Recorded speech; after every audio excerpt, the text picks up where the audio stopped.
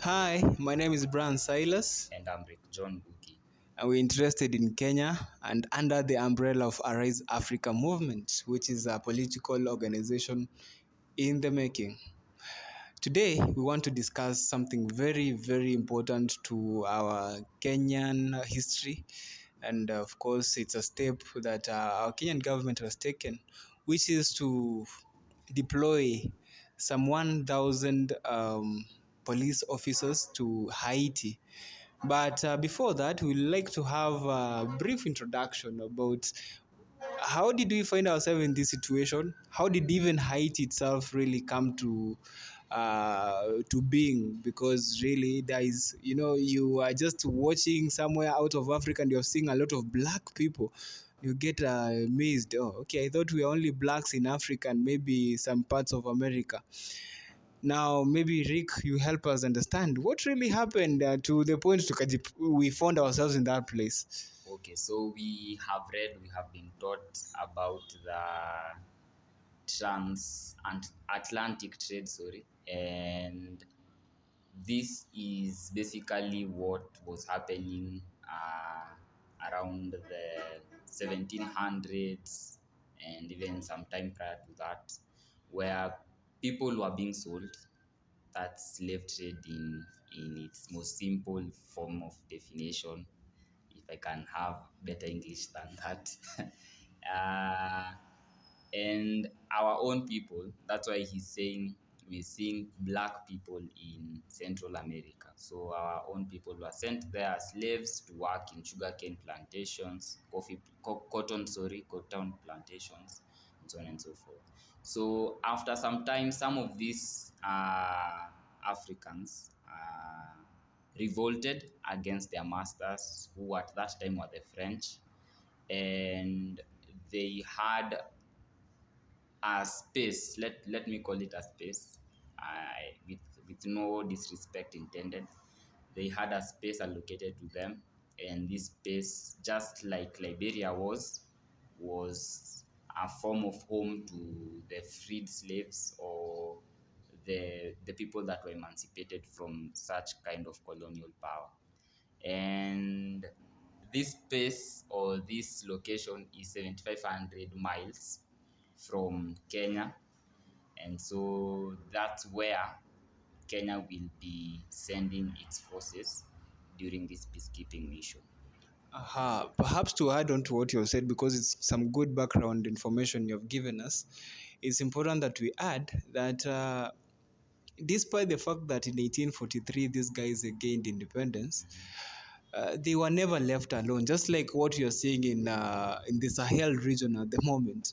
So they have never been left alone to do their own, to attend to their own affairs as a nation the way they intended. Instead, in fact, they were left with something we now call the colonial tax, whereby they were supposed to pay for quite a number of developments that were done by the French at that time before they were a nation, which I think is absurd.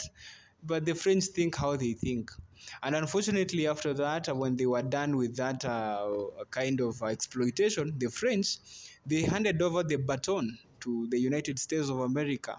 In fact, we are confidently sure by now with our research that over the period since the Americans got over to 2021, most of the chaos that has been there has been as a result of people trying to rebel against the occupation of the foreign countries being led by the United States, whereby they feel that most of the foreigners who get to the country, the Haitians now, they feel that maybe their interests, especially economic interests, are not well represented. And now they have resorted after 2021, where Jovenel Moise, that's the name? Okay, you will understand. We are Africans and we are not really educated in group of schools. So it's Jovenel Moise, that's what we call him for now. He was killed in 2021. And allegations are that the US was not really supporting him. In fact, there's a report that was revealed by a certain journalist. This journalist, after having her own investigations, she discovered that Jovenel was even in the process of compiling a list of drug traffickers and great businessmen. And these people have been really contributing towards what the state of Haiti is. However, it so happens that it's not that clear, but he was killed, and it's clear. What is clear is that the United States did not like this gentleman, and they killed him over the same allegations. They wanted to arrest most of the business people in the country, for which is ironical. What do you think?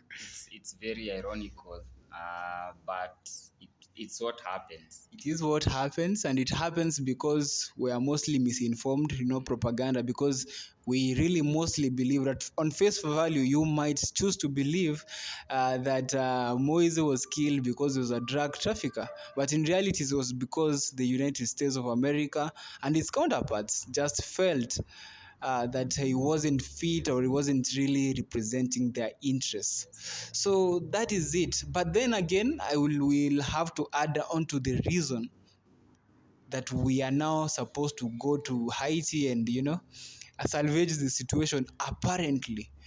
And the reason is that since the demise of this gentleman, Moise, the president, Jovenel Moise, there has been a rise in the number of gangs in Haiti, especially in the capital city, whereby now they have increased to 200. And what they are doing, whenever a leader, a great leader, or just a leader of a country disappears and without normal legislation, more more factions would rise to want to fill that power vacuum. So basically, that is what is happening. There are quite a number of gangs, and there's a state of anarchy because of it. That is why we now feel, as a country, all right, to put it correctly, our president feels that we should spearhead this mission to bring forth sanity to Haiti.